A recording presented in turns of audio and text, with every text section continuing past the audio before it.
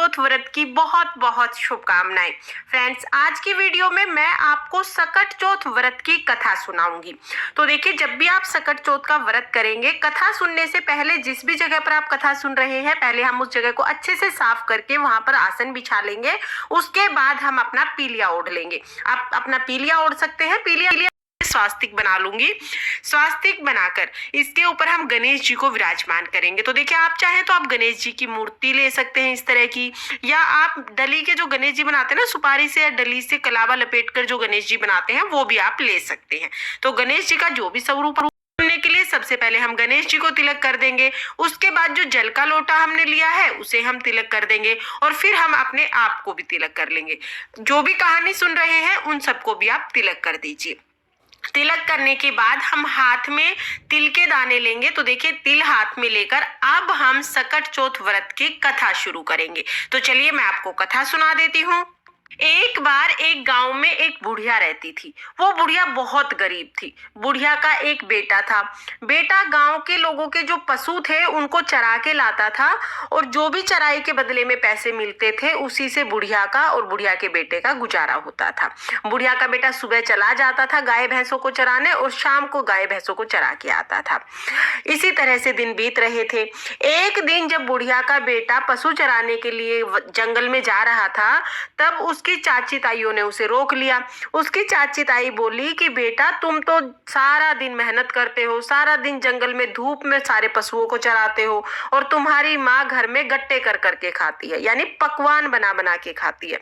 अब लड़का बोला कि मैं ऐसे तो यकीन नहीं करूंगा, मेरी माँ तो ऐसे कर ही नहीं सकती। उसकी चाची ताई कहती है, कोई बात नहीं, अगर तेरे को यकीन नहीं आ रहा तो आज तू अपने घर थोड़ी देर पहले चला जा, फिर तुझे अपनी आंखों से ही दिखाई दे जाएगा। अब लड़के ने सोचा, चलो ठीक है, देखने में क्या बुराई है। अब उस दिन बुढ़िया का बेटा थोड़ी देर जल्दी अपने घर आ जाता है। उस दिन सकट चौथ का व्रत था। बुढ़िया ने अपने बेटे के लिए सकट चौथ माता का व्रत किया था। बुढ़िया तिलकुट बना रही थी। अब जैसे ही बेटे ने देखा कि माँ तो तिल के लड्डू बना रही है, बेटे ने सोचा कि मेरी चाची ताई तो ठीक कह रही थी, मैं तो सारा दिन घर से बाहर रहता हूँ, मेहनत करता हूँ, और माँ यहाँ पर पकवान बना बना के खाती है, मेरे लिए रखना तो दूर, मेरे को तो बताती भी नहीं है। तो लड़का बोला कि माँ, मैं तो घर छोड़ के जाऊंगा। बुढ़िया बोली, बेटा क्या बात हो गई? बोला, ना माँ, मैं तो सारा दिन मेहनत करूं और तू पकवान बना बना के खाए, ना मेरे लिए रखे और ना मेरे को बताए, मैं तो घर छोड़ के जाऊंगा। अब बुढ़िया समझ गई कि भाई इसके तो कान भर रखे हैं, सिखाया पढ़ाया है, ये नहीं मानेगा। बुढ़िया बोली, ठीक है बेटा, अगर तू घर छोड़ के जा रहा है तो तू ये तिल के दाने ले जा। मैंने तो आज सकट चौथ का व्रत किया था, तेरे लिए ही व्रत करती हूँ, फिर भी तेरे को यकीन नहीं है तो तू ये तिल के दाने ले जा। जहां पर भी तुझे मुसीबत आए, जहां भी कष्ट आए, वहां ये तिल के दाने पूर के बैठ जाना। अगर मैं तेरे लिए व्रत करती हूँगी तो वो मुसीबत टल जाएगी, और नहीं तो फिर मैं झूठी साबित हो जाऊंगी। लड़का बोला, ठीक है। तिल के दाने लेकर बुढ़िया का बेटा घर से निकल गया। अब घर से निकलकर जंगल में चला गया। जंगल में जब जाने लगा तो सामने दो शेर खड़े। अब शेर को देख के बुढ़िया का बेटा डर गया। बुढ़िया के बेटे ने सोचा कि ये दोनों तो मेरे को खाएंगे। अब मुसीबत में माँ की याद आई। सभी को जब भी मुसीबत होती है तो माँ की याद जरूर आती है। अब माँ की याद आते ही तिल याद आ गए। तिल लेके पूर के बैठ गया। बोला, हे सकट चौथ माता, अगर मेरी माँ मेरे नाम के सकट चौथ के व्रत करती होगी तो ये शेर गाय बन जाएंगे और रास्ता छोड़ देंगे, और नहीं तो आज मेरा मरना तय है। अब सकट चौथ माता की कृपा से दोनों शेर गाय बन गए और पूंछ हिलाते हुए चले गए, क्योंकि उसकी माँ तो उसी के नाम के व्रत करती थी। अब आगे चला।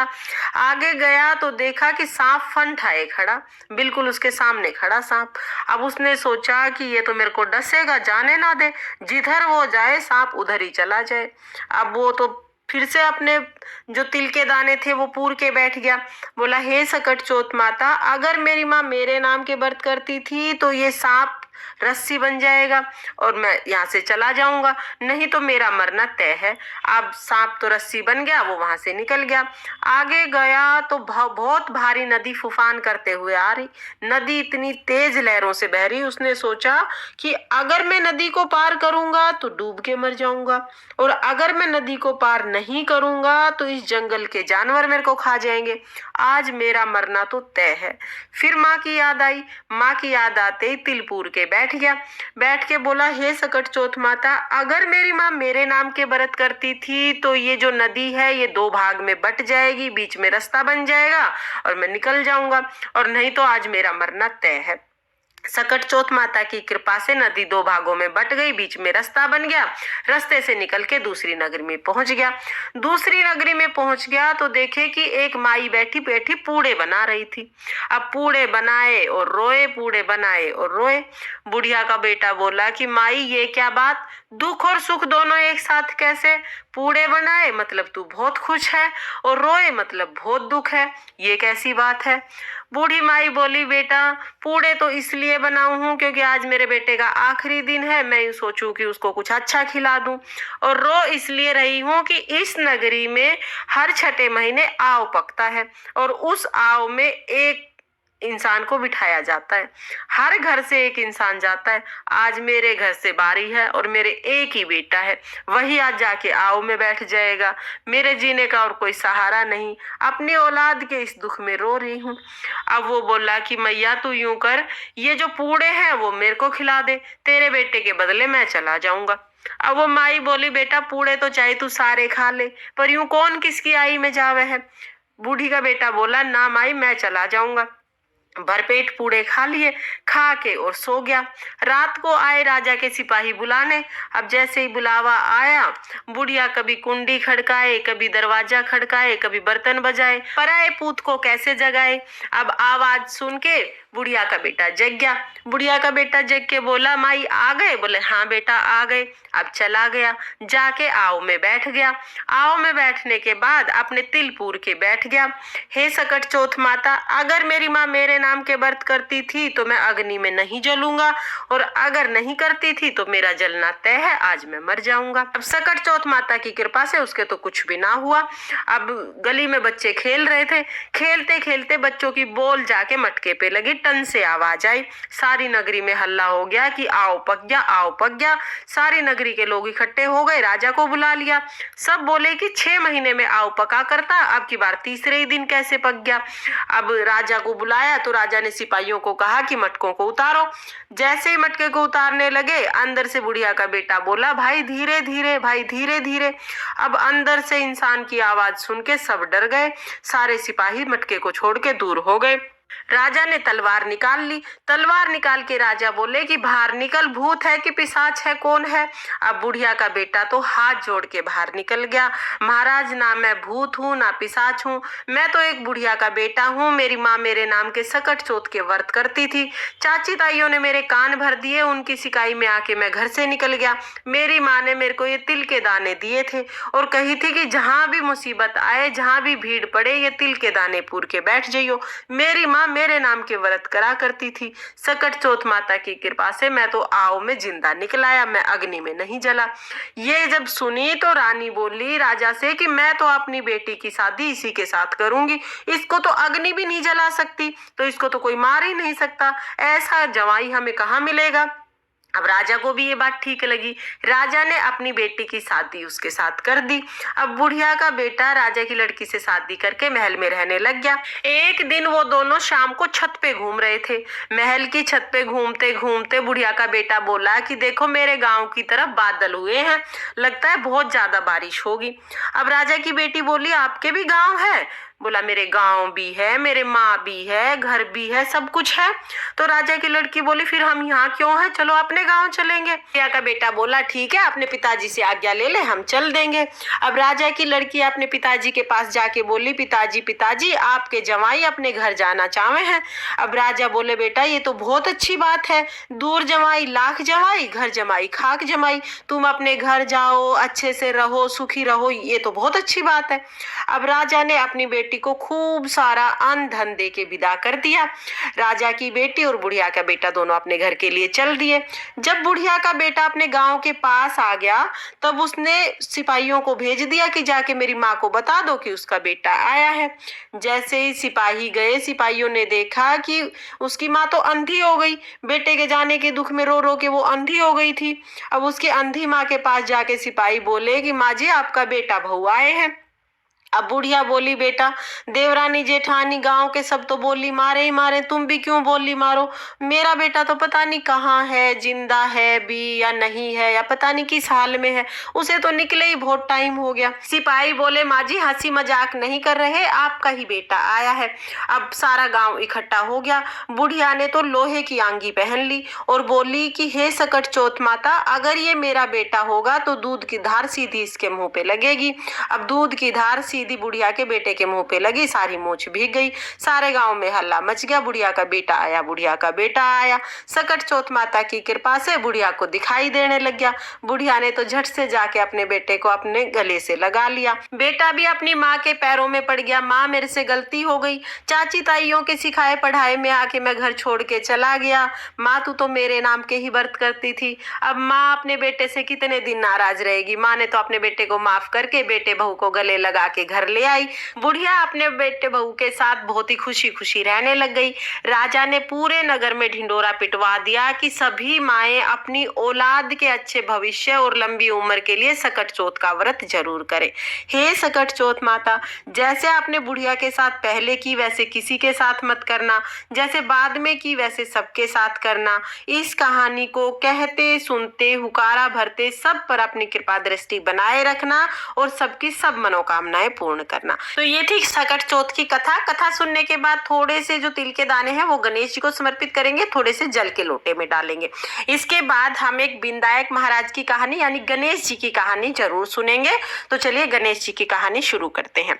एक बार एक देवरानी थी और एक जेठानी थी। जेठानी गरीब थी, देवरानी अमीर थी। तो जेठानी देवरानी के घर काम करने जाती थी। काम करके जो भी बचा कुचा खाना मिल जाता वो ले आती और आके अपने बच्चों को खिला देती। इसी तरह से जेठानी का घर चल रहा था। एक दिन आया सकट चौथ का व्रत। अब जेठानी ने व्रत कर लिया। जेठानी का व्रत था इसलिए वो देवरानी के घर काम करने नहीं गई।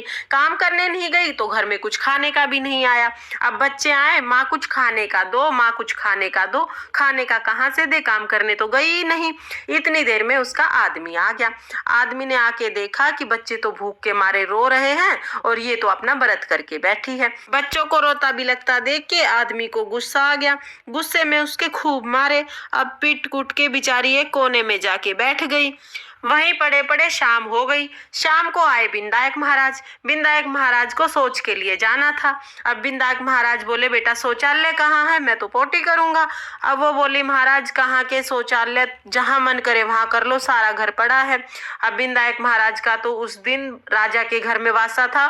खूब हीरे मोती सोना चांदी खा के आए थे, पूरे घर में पोटी पोटी कर दी। फिर बोले बेटा साफ कहाँ करूं? वो बोले, महाराज मेरे सिर पे पोंछ लो। अब सिर पे पोंछ के और विनायक महाराज तो चले गए। वहीं पड़ी पड़ी बेचारी को नींद आ गई। सुबह जब उठ के देखा तो घर में तो हीरे मोती सोना चांदी जगमग जगमग है पूरा घर। पूरे घर में धन ही धन भरा पड़ा है, क्योंकि विनायक महाराज का तो राजा के घर वासा था। उस दिन खूब हीरे मोती सोना चांदी खा के आए थे। अब पूरे घर में देखे धन ही धन, जहाँ देखे वहां धन ही धन। धन समेटने लग गई। सुबह से शाम हो गई। देवरानी ने अपने बच्चे भेजे, जाओ ताई को बुला के लाओ। कल भी नहीं आई काम करने, आज भी नहीं आई। अब बच्चे गए तो बच्चे बोले, ताई ताई मम्मी बुला रही है, हमारे घर काम कर दो। अब जेठानी बोली कि भाई आज तो मेरे ही घर कोई काम कर दो। बच्चे भागे भागे वापिस गए और अपनी माँ को बोले, माँ ताई जी के घर तो बहुत सारा धन है, हीरे मोती सोना चांदी बिखरा पड़ा है, ताई तो समेटने लग रही है। अब देवरानी भागी भागी गई, जाके बोली, दीदी दीदी क्या करा, आन करा बिनान करा, क्या जादू टोना करा? जेठानी बोली, बहन मैंने तो कुछ भी नहीं करा, मेरा तो सकट चौथ का व्रत था। मैं तेरे घर काम करने नहीं आई तो बच्चे भूखे थे। बच्चों को भूखा देख के तेरे जेठ ने मेरे बहुत मारे तो मैं पीट कूट के यहाँ कोने में पड़ गई। रात को आए विनायक महाराज, बोले कि शौचालय जाऊंगा। मैं बोली, महाराज यही घर में कहीं भी कर लो। बाद में बोले, हाथ कहाँ पोंछूं? तो मैं बोली कि सिर में पोंछ लो। अब सारी बात देवरानी को बता दी। देवरानी घर चली गई। घर जाके अपने आदमी को बोली कि मेरे मार। उसका आदमी बोला कि निर्भाग, वो तो भूखी प्यासी पिटी थी, तू धाई धापी भी क्यों पिटे? ना मानी, बोली ना मेरे मार। आदमी ने खूब मना करी, फिर भी ना मानी, बोली ना मेरे मार। अब आया गुस्सा, दमड़ दमड़ उसके आदमी ने अच्छी देही तोड़ दी। अब पीट कूट के और एक कोने में बैठ गई। शाम के टाइम आए विनायक महाराज। बोले, बेटा शौचालय जाऊंगा, शौचालय कहाँ है? बोली, महाराज पूरा घर इतना लिपा पोता साफ सुथरा करके रख रखा है, जी करे वहां करो। अब विनायक महाराज ने सारे में पोटी कर दी। विनायक महाराज का उस दिन तेली के घर वासा था। जाते टाइम विनायक महाराज बोले, बेटा हाथ कहाँ पोंछूं? बोले, महाराज शैम्पू से सिर धो रखा है, मेरे सिर पे पोंछो। अब सिर पे पोंछ के चले गए। अब सुबह देखे तो सिड़ाओ सिड़े, जितना समेटे उतना तेली के घर, जितना समेटे उतना फैलता जाए। तो पूरे में सिड़ा दिया। अब दो रानी तो समेट ही नहीं पाई, जितना समेटे उतना फैल जाए। भागी भागी विनायक महाराज के पास गई, हे विनायक महाराज, यो आपने क्या करा? मेरी जिठानी को तो इतना धन दिया और मेरे को दौलत दे दिया। विनायक महाराज बोले कि तेरी जिठानी तो सत की थी, इसलिए उसको धन दिया, और तूने लालच में परपंच करे इसलिए तेरे को दौलत दर दिया। तो रानी ने तो विनायक महाराज के पैर पकड़ लिए, हे महाराज, आपने ये फैलाया है, आप ही समेटोगे, मेरी गलती हो गई, मेरे को माफ कर दो। विनायक महाराज को दया आ गई। विनायक महाराज ने सारा दौलत दर समेट दिया और उसको खूब सारा धन दिया। हे विनायक महाराज, जैसे आपने जेठानी के साथ करी वैसे सबके साथ करना, जैसे देवरानी के साथ करी वैसी किसी के साथ मत करना। इस कहानी को कहते सुनते हुकारा भरते सब पर अपनी कृपा दृष्टि बनाए रखना और सबके घर धन से भरना। ये थी विनायक जी की कथा। थोड़े से तिल के दाने हम गणेश जी को समर्पित करेंगे और थोड़े से तिल के दाने हम जल के लोटे में डाल देंगे। इस तरह से हमारी सकट चौथ व्रत की कथा पूर्ण हो जाएगी। कथा सुनने के बाद जो हमने तिल के दाने जी को समर्पित करेंगे और थोड़े से तिल के दाने हम जल के लोटे में डाल देंगे। इस तरह से हमारी सकट चौथ व्रत की कथा पूर्ण हो जाएगी।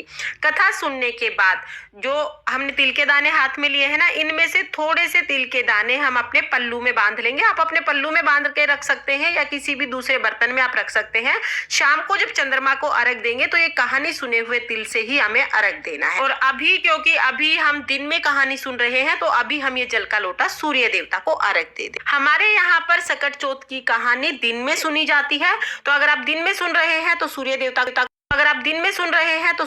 को अर्घ दे दे। और चंद्रमा के लिए आप अलग से ये जो तिल है ये रख ले अर्घ देने के लिए। और अगर